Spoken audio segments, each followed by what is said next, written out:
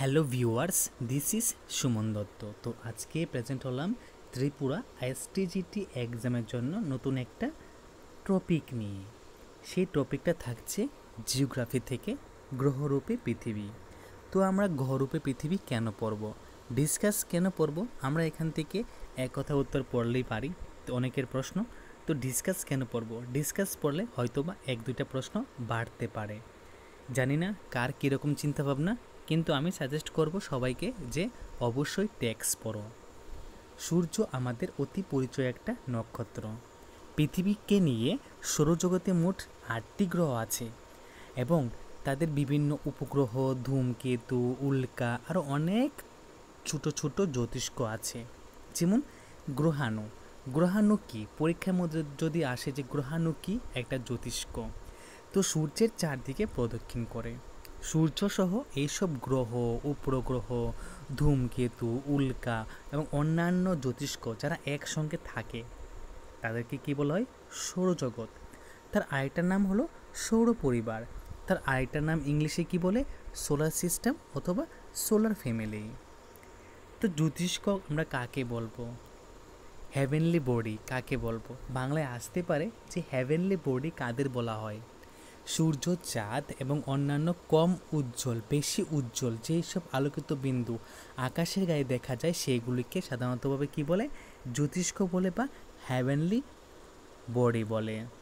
সৌরজগতের এইসব গ্রহ, উপগ্রহ এবং অন্যান্য জ্যোতিষ্কের নিজস্ব আলো ও উত্তাপ নেই। সূর্যের আলো এবং উত্তাপ পেয়ে এগুলা আলোকিত ও উত্তপ্ত হয়। ঠিক আছে? সৌরজগতে 8টি গ্রহ। কয়টি গ্রহ? 8টি গ্রহ। পূর্বে আমি যখন নিজে ছোট ছিলাম, 2006 যখন আমি ক্লাস 6-এ পড়ি, তখন আমি শুনতাম যে বা পড়তাম যে সৌরজগতে 9টি গ্রহ, কিন্তু বর্তমানে কয়টি গ্রহ? 8টি গ্রহ। কি কি? বুধ, শুক্র, পৃথিবী, মঙ্গল, বৃহস্পতি, শনি, ইউরেনাস, নেপচুন। ঠিক আছে?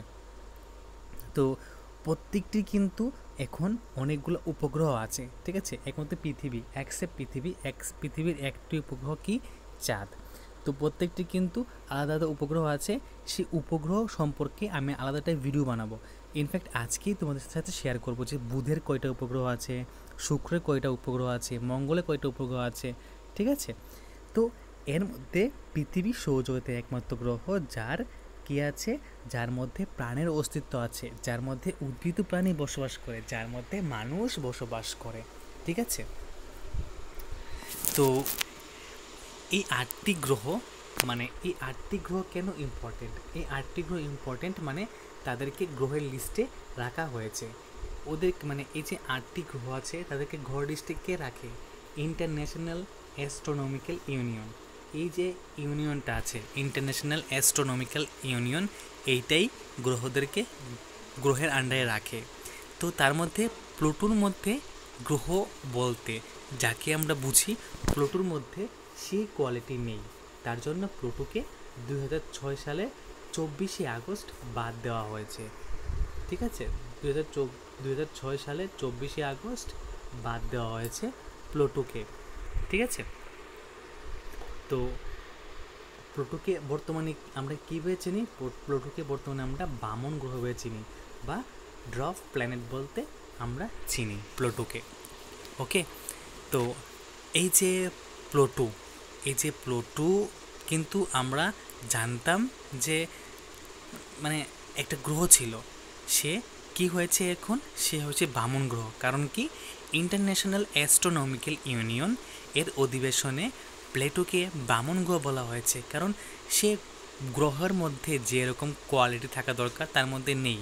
আর দিনটি কবে? 2006 সালে 24শে আগস্ট। কবে? 2006 সালে 24শে আগস্ট। এই যে বামন গ্রহ আছে তার লিস্টে আরও 4টা আছে। ঠিক আছে? এখানে আরও 3টে দিয়েছে, আমি 4টা বলছি। একটা আছে কি? সেরেস। ঠিক আছে? তারপরে কি আছে? হাউমেয়া। তারপরে আছে কি? মাকি মাকি।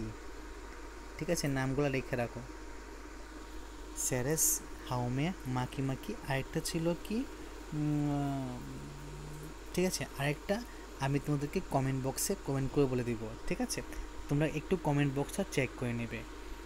তো গ্রহ হিসাবে পৃথিবীর পরিচয়, যেসব বড় গ্রহ মানে যেসব বড় জ্যোতিষ্ক নির্দিষ্ট কক্ষে থেকে সূর্যের চারদিকে ঘুরে, সেগুলিকে কী বলা হয়? গ্রহ বলা হয়। তো আমরা আগেই জেনেছি যে গ্রহের নিজস্ব আলো ও উত্তাপ থাকে না। পৃথিবী সৌরজগতের অন্যতম গ্রহ। গ্রহ হিসেবে পৃথিবীর নিশ্চয় কিছু বৈশিষ্ট্য আছে, যেমন সূর্য থেকে পৃথিবীর দূরত্ব। আমাদের জানতে হবে যে সূর্য থেকে পৃথিবীর দূরত্ব কত? বেশি পড়তে হবে না। সূর্য থেকে পৃথিবীর দূরত্ব হলো প্রায় কত? 15 কোটি কিমি, ঠিক আছে? প্রায় 15 কোটি কিমি। তো সূর্য থেকে পৃথিবীর মধ্যে আলো আসতে সময় লাগে কত? 8 মিনিট 19 সেকেন্ড, এখানে যুক্ত করে নাও, ঠিক আছে? 19 সেকেন্ড। তো সূর্য থেকে পৃথিবীতে আলো আসতে সময় লাগে 8 মিনিট 19 সেকেন্ড। আর দূরত্ব অনুযায়ী পৃথিবী 3 নাম্বার সিটে আছে। আর যদি এখানে আয়তন হিসেবে বলে তাহলে পৃথিবী 5 নাম্বার সিটে আছে। তো দূরত্ব অনুযায়ী 3 নাম্বার, আর আয়তন অনুযায়ী পৃথিবী 5 নাম্বার সিটে আছে। তারপর এখান থেকে পড়বে যে পৃথিবীর আয়তন অনুসারে পৃথিবী সূর্যের 5ম গ্রহ। তো পৃথিবী সৌরজগতের 5ম গ্রহ। সৌরজগতের সবচেয়ে বড় হলো বৃহস্পতি, তারপর কে আছে? শনি, তারপর ইউরেনাস, তারপর নেপচুন, তারপর পৃথিবী। তো পৃথিবীর গড় পরিধি কত? 40,000 কিমি। কত? 40,000 কিমি। তারপর এখান থেকে ইরাসথেনিস। কে? ইরাসথেনিস নামে একজন গ্রিক পণ্ডিত মিশরের আলেকজান্দ্রিয়া ও সিয়েন, এই দুটি শহরের মধ্যাহ্ন সূর্যরশ্মির পতন কোণের তারতম্য বিচার করে বিস্ময়করভাবে প্রথমে পৃথিবীর পরিধি নির্ণয় করেছিল 2,50,000 স্টেডিয়া। ঠিক আছে? কত? 2,50,000 স্টেডিয়া।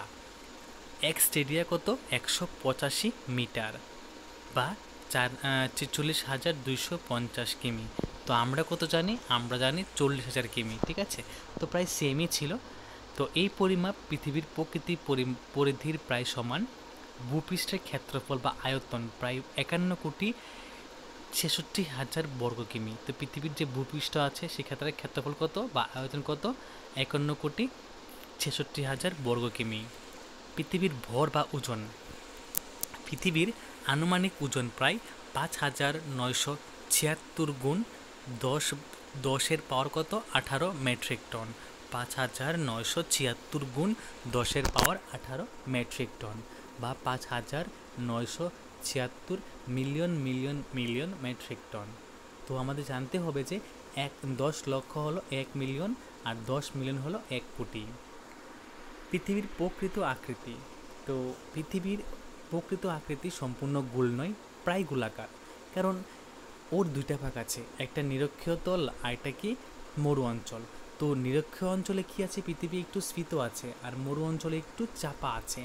এই জন্য পৃথিবীর আকৃতির অভিগত গোলক। ঠিক আছে? পৃথিবীর আকৃতি কি? অভিগত গোলক।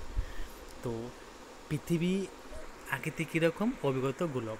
তো সুমেরু এবং কুমেরু বিন্দু দুটো যোগ করলে পৃথিবীর উত্তর দক্ষিণে যে মেরুবেশ আছে তার দৈর্ঘ্য 12,714, এবং পূর্ব পশ্চিমে যে নিরক্ষীয় বেশ আছে তার দৈর্ঘ্য হলো 12,757।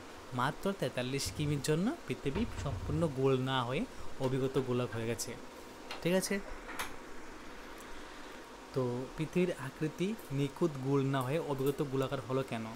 তো পৃথিবীর মধ্যভাগ একটু স্ফীত হলো কেন? এই বিষয়ে বিজ্ঞানীরা বলেন, কোনো গোলাকার বস্তু তার অক্ষরেখার চারদিকে অনবরত আবর্তন করলে মাঝখান সবচেয়ে বেশি কেন্দ্রাতিক বা কেন্দ্র বহির্মুখী শক্তি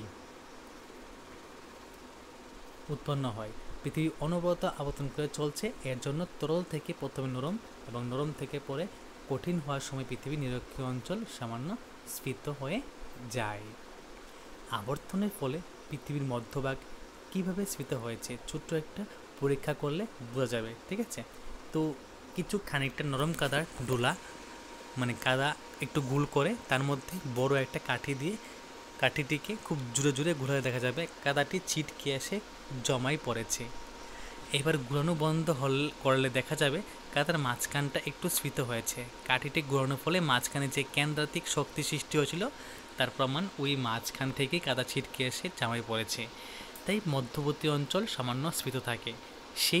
এই ক্ষেত্রটা সেমভাবে বা এই পরীক্ষাটা সেমভাবে পৃথিবীর মধ্যে কিন্তু অ্যাপ্লিকেবল।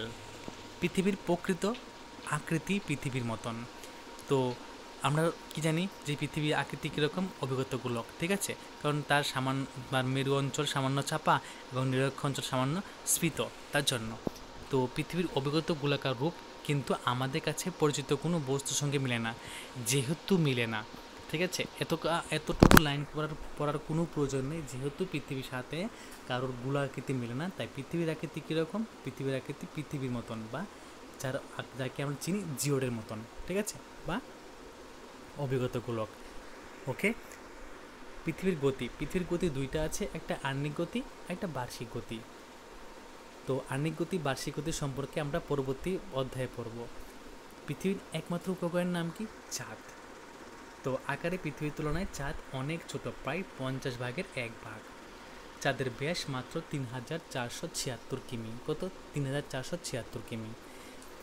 পৃথিবী থেকে চাঁদের দূরত্ব মাত্র 3,84,400 কিমি। 3,84,400 কিমি। তো এখানে দেওয়া আছে চাঁদের কতটুকু সময় লাগে নিজে জন্য চাঁদ একদিকে ঘুরতে, ঠিক আছে, আর ওই একদিকে ঘোরার পর পৃথিবীর চারদিকে ঘুরতে কতটুকু সময় লাগে সেটা দেওয়া আছে। তো এইভাবে পৃথিবীর সঙ্গে চাঁদ সূর্যকে প্রদক্ষিণ করে চলছে। তো এই ছোট্ট একটা ক্লাস গ্রহরূপে পৃথিবী তোমাদের কাছে কীরকম লাগলো অবশ্যই আমাকে জানাবে। যদি ভিডিও ভালো লাগে থাকে অবশ্যই ভিডিও ভালো করে শেয়ার করবে এবং কাইন্ডলি ফুল ওয়াচ করবে। তো অবশ্যই অনেক কিছু শিখতে পারবে। এবং তুমি যদি চ্যানেল নতুন হয়ে থাকো তাহলে চ্যানেলটা সাবস্ক্রাইব করবে এবং নোটিফিকেশনকে অল প্রেস করবে। তাহলে যখনই আমি কোনো ভিডিও আপলোড করবো তোমরা সবাই খুব তাড়াতাড়ি পেয়ে যাবে। তো দেখা হচ্ছে একটা গুরুত্বপূর্ণ ভিডিওতে। প্রথম থেকে শেষ অবধি দেখার জন্য তোমাদেরকে অসংখ্য ধন্যবাদ।